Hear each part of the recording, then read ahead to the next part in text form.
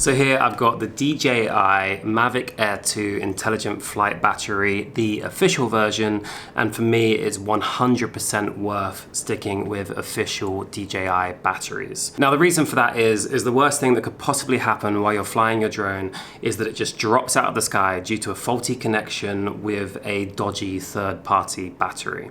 And that's why, for me, I think even if you're used to buying third-party batteries for your other cameras, for a drone, it's just not worth it, because if it does break, then that's game over for the drone. So it's worth having the official DJI one instead, and you're gonna have a lot more safety, a lot more luck, I guess, from having the official one. Now, I also recommend to have another backup, or at least travel with 2 or 3. You get around 30 minutes flight time from these, but if you're in a place where you're trying to capture this beautiful sunset or sunrise, and it just keeps getting better, and you've already used your 30-minute battery, then it just makes sense to have another backup one.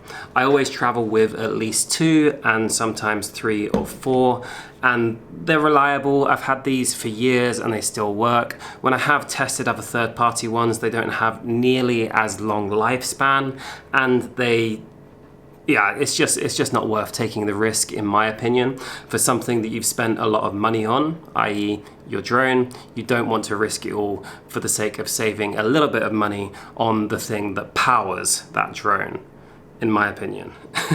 So yeah, DJI official Mavic battery charger, well worth the expense.